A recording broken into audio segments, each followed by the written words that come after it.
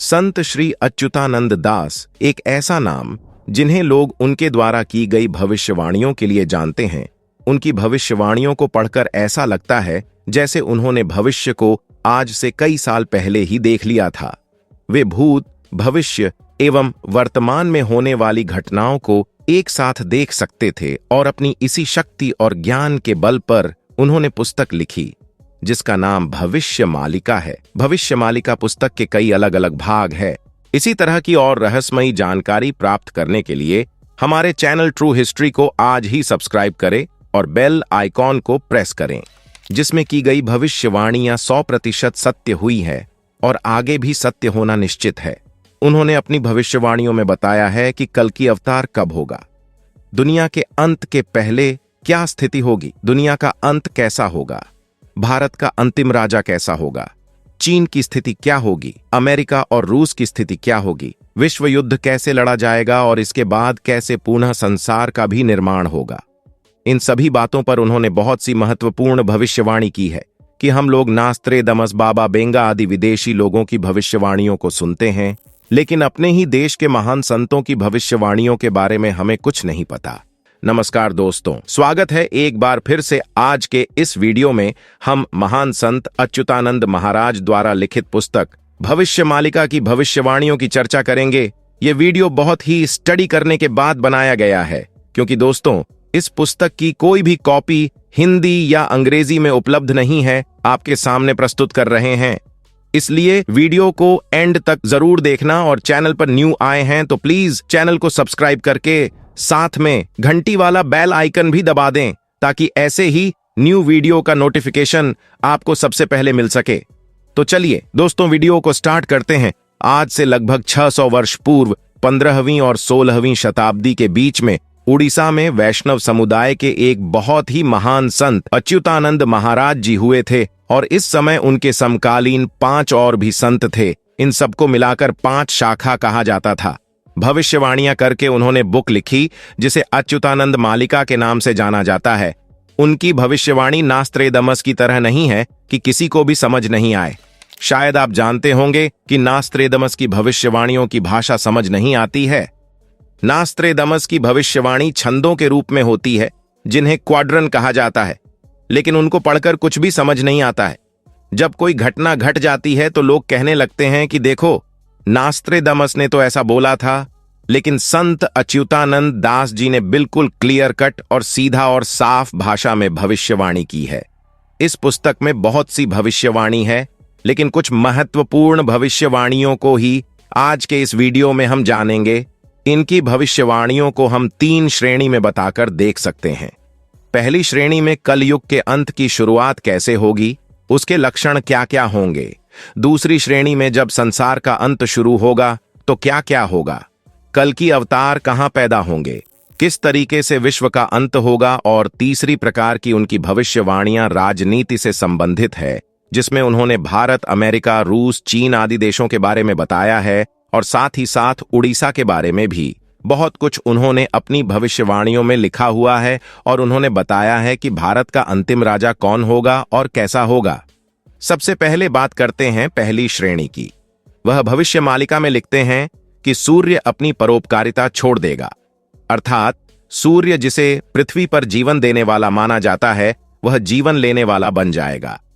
जैसा कि हम आजकल देख भी रहे हैं कि कई लोग सूर्य से निकलने वाली पराबैंगनी किरणों के कारण स्किन कैंसर जैसी आदि बीमारियों से पीड़ित हो रहे हैं और इसमें से कई लोगों की जान भी जा रही है। वे लिखते हैं कि एक समय ऐसा आएगा जब लोग भगवान को भूल जाएंगे, अच्छे कर्मों को भूल जाएंगे और तो और भगवान के भक्तों और धर्म का मजाक उड़ाने लग जाएंगे।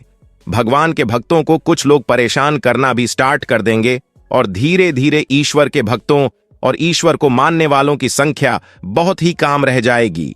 अज्ञानी एवं धूर्त लोग अपनी भाषा को मार्केटिंग एवं प्रोपेगेंडा करके धार्मिक गुरु बन जाएंगे और आम लोगों को बरगलाने का काम करेंगे, उनको पथभ्रष्ट करने का काम करेंगे।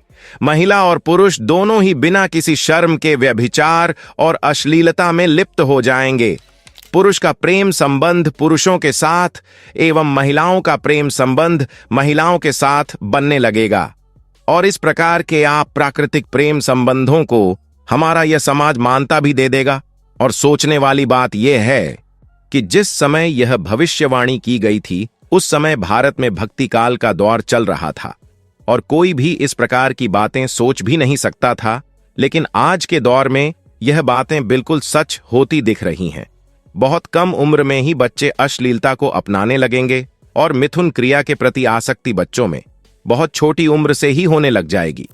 उन्होंने अपनी भविष्यवाणियों में बताया है कि बहुत कम उम्र में ही बिना शादी के बच्चे भी पैदा होने लगेंगे।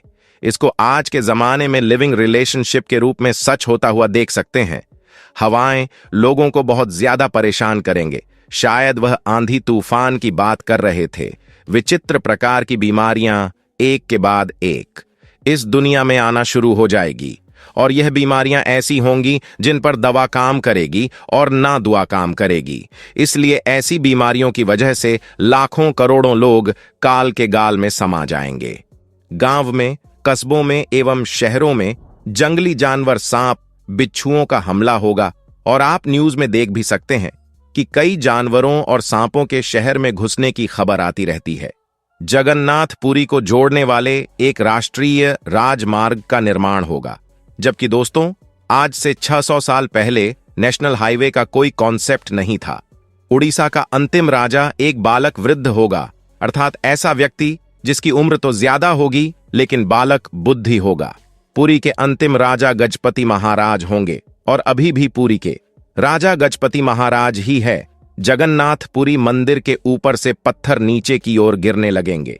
मंदिर का ध्वज कई बार नीचे गिरेगी और मंदिर के अंदर खून दिखेगा। मंदिर में त्रिदेव अर्थात जहां मंदिर में 3 देवता स्थापित है उसके ऊपर जो वस्त्र लगा है उसमें आग लग जाएगी। और इस प्रकार की घटनाएं कई बार जगन्नाथपुरी मंदिर में हो चुकी है। पत्थर नहीं गिरा लेकिन ध्वज कई बार गिर चुका है और भी कई कमियां निकाली हैं। जब प्रलय आएगा तो जल स्तर इतना बढ़ जाएगा कि जगन्नाथपुरी की 22वीं सीढ़ी तक पानी भर जाएगा और जगन्नाथपुरी से भगवान को एक स्थान से दूसरे स्थान पर स्थापित किया जाएगा। अंत के पहले महंगाई अपने चरम पर होगी।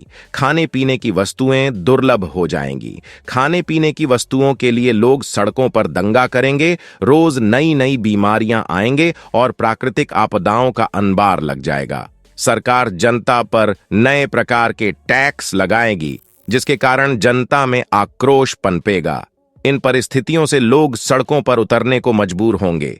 अफरा तफरी, लूटपाट, अव्यवस्था और पूरे समाज में अराजकता फैल जाएगी। उन्होंने कल्कि अवतार के बारे में बहुत ही स्पष्ट शब्दों में लिखा है कि कल्कि अवतार कहां पैदा होंगे, उनका नाम क्या होगा, किस तरीके से एक बड़ा युद्ध होगा, उनके माता पिता का नाम क्या होगा।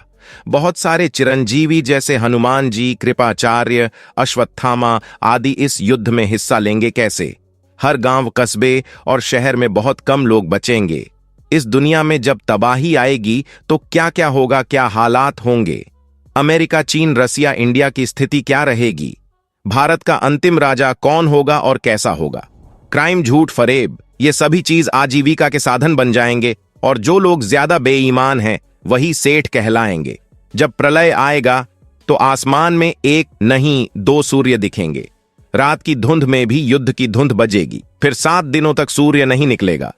पृथ्वी बहुत भयंकर तरीके से हिलेगी और उसमें गांव, कस्बा, शहर सभी तबाह हो जाएंगे। विश्व की जनसंख्या बहुत कम रह जाएगी। एक गांव में मुश्किल से 2-4 लोग ही जिंदा रहेंगे। समुद्र आगे की ओर बढ़ जाएगा। एक बहुत बड़ी सुनामी जैसी घटना होगी और समुद्र किनारे बसे दुनिया के कई शहर समुद्र में समा जाएंगे। भगवान जगन्नाथ एवं उनके परिवार दूसरी जगह पर जाकर बस जाएगा। 2024 में उड़ीसा में बड़ा जल प्रलय आएगा कि भारत पर चीन एवं मुसलमान मिलकर आक्रमण करेंगे, जबकि इस भविष्यवाणी के समय पाकिस्तान नहीं था। हो सकता है पाकिस्तान और चीन पाकिस्तान मिलकर भारत पर आक्रमण करें और यह युद्ध काफी दिनों तक चलेगा। 2024 में बहुत बड़ी त्रासदी आएगी जिसमें लाखों करोड़ों लोग मारे जाएंगे। मालिका के अनुसार कल्कि अवतार संबल ग्राम में होगा और भारत के कई गांव का नाम संबल है, लेकिन उनका इशारा शायद उड़ीसा के संभल की ओर है। भगवान कल्कि पब्लिसिटी से दूर रहेंगे और जंगल या दूर दराज के क्षेत्र में अपने अनुयायियों से इंगेज करेंगे। उनके अधिकांश समर्थक भी अपने आप को पब्लिसिटी से दूर रखेंगे और समय आने पर वह भगवान कल्कि की तरफ से खड़े रहेंगे। मालिका के अनुसार जितने भी चिरंजीवी हैं, जैसे हनुमान जी, कृपाचार्य, अश्वत्थामा आदि, भगवान कल्कि का युद्ध में साथ देंगे और यह सब महाभारत के समय के लोग होंगे जो पुणे धरती पर वापस जन्म लेंगे और भगवान कल्कि के साथ मिलकर युद्ध लड़ेंगे। इस पुस्तक में कल्कि भगवान का नाम चक्रपाणि बताया गया है।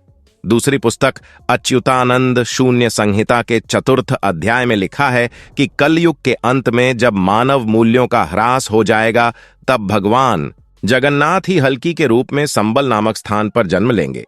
एक अन्य स्थान पर गया का जिक्र भी आता है, जो कि बिहार में पड़ता है। इसे भगवान विष्णु का स्थान माना जाता है और विष्णु शर्मा उनके पिता का नाम होगा। भगवान कल्कि का नाम चक्रधर होगा। बचपन में उन्हें बहुत सी दिक्कतों का सामना करना पड़ेगा, लेकिन अंत में वह इस अंधकार को चीरकर पृथ्वी पर बचे लोगों को निराकार मंत्र देंगे। भविष्य मालिका के अनुसार, जो कि भविष्य मालिका का एक भाग है, उसके अनुसार जो भी लोग इस घोर कलयुग में धर्म के रास्ते पर चलने वाले हैं, मैं जान ले कि चक्रधर ही कल्कि अवतार होंगे। इसका मतलब कि भगवान कल्कि का जन्म चक्रधर के रूप में होगा। भविष्य मालिका की माने तो कलयुग के अंत की शुरुआत हो चुकी है। भगवान कल्कि भी जन्म ले चुके हैं। यदि भविष्य मालिका की माने तो भगवान कल्कि अपनी शक्तियों से इस विश्व में एक युद्ध की स्थिति पैदा करेंगे और यह युद्ध अच्छे और बुरे लोगों के बीच होगा। लोग कीट पतंग की तरह मरेंगे और किसी अवतार के अवतरित होने की प्रार्थना करेंगे, अर्थात गुहार लगाएंगे, और यही वह समय होगा जब कल्कि भगवान अपने आप को लोगों के समक्ष प्रस्तुत करेंगे। एक भयंकर युद्ध होगा और इसके बाद विश्व की जनसंख्या 64 करोड़ रह जाएगी, अर्थात आज के हिसाब से केवल 7-8% लोग ही बचेंगे और इसमें से भी 33 करोड़ लोग भारत में रहेंगे। भारत में भी 100 करोड़ लोगों को मरना पड़ेगा। यह करने वाले वह लोग होंगे जो धर्म के रास्ते पर नहीं है, अधर्म के रास्ते पर है। जो लोग बंगला गाड़ी बनाने में इतने मग्न हैं कि मानव मूल्यों को उन्होंने छोड़ दिया है। इस युद्ध के बाद जब विश्व की जनसंख्या बहुत कम रह जाएगी, तब इस विश्व का भगवान कल्कि पुनर्निर्माण करेंगे। इसके बाद 1000 वर्षों तक शांति बनी रहेगी। यदि भविष्य मालिका की माने तो अमेरिका का भी बहुत सा हिस्सा जलमग्न हो जाएगा और रूस पूरी तरह से हिंदू राष्ट्र बन जाएगा। चीन तबाह हो जाएगा और कई भागों में विभक्त हो जाएगा। भारत का अंतिम राजा ऐसा होगा जिसकी कोई संतान नहीं होगी, मतलब कि वह संतान विहीन होगा और एक योगी पुरुष होगा। क्या उनका इशारा नरेंद्र मोदी की ओर था, क्योंकि उनकी भी कोई संतान नहीं है, या फिर वह योगी आदित्यनाथ की बात कर रहे थे, क्योंकि वह भी योगी पुरुष है और उनकी भी कोई संतान नहीं है, या फिर भविष्य मालिका का इशारा किसी और व्यक्ति की ओर है जिसके बारे में हमें जानना जरूरी है। भविष्य मालिका की मान्य तो यह दुनिया अपने अंतिम पड़ाव पर पहुंच चुकी है। तो दोस्तों, यदि भविष्य मालिका पुस्तक की कुछ महत्वपूर्ण भविष्यवाणियां, आप इन भविष्यवाणियों के बारे में क्या सोचते हैं? अपनी राय हमें कमेंट सेक्शन में जरूर बताना। अब आइए थोड़ा अच्युतानंद जी और बाबा वेंगा के बारे में जान। दोस्तों, अच्युतानंद भगवान जगन्नाथ के परम भक्त, कवि और भविष्यवक्ता थे। उनके काल को 1480 और 1505 के बीच का माना जाता है। उनके पिता का नाम दीनबंधु खुंटिया और माता का नाम पद्मावती था। उनके दादा गोपीनाथ जगन्नाथ मंदिर में मुंशी थे। अच्युतानंद दास का जन्म उड़ीसा के कटक जिले में तिलकाना गांव में हुआ था। कहा जाता है कि अच्युतानंद दास ने अपनी योग शक्ति के दम पर भविष्य मालिका को लिखा था। मालिका नाम से 21 लाख किताबें हैं। ये ग्रंथ जगन्नाथ पुरी के मठों, मंदिरों और महंतों के पास हैं। संत अच्युतानंद ने 318 पुस्तकें भविष्य पर लिखी है। इन बुक्स को अच्युतानंद मल्लिका कहा जाता है। भविष्य मालिका के अनुसार पृथ्वी 3 चरणों से गुजर रही है। पहला कलयुग का अंत, दूसरा महाविनाश और तीसरा नया युग का आगमन। इसी के साथ अगर हम बात करें बाबा वेंगा की, तो बुल्गारिया की भविष्यवक्ता बाबा वेंगा का नाम दुनिया के प्रसिद्ध भविष्यवक्ताओं में शामिल है। तो ऐसे में आज की इस वीडियो में बस इतना ही। यदि वीडियो अच्छा लगा हो तो प्लीज वीडियो को लाइक करें, दोस्तों के साथ शेयर करें और चैनल को सब्सक्राइब करें। मिलते हैं नेक्स्ट वीडियो में किसी ऐसे ही टॉपिक के साथ।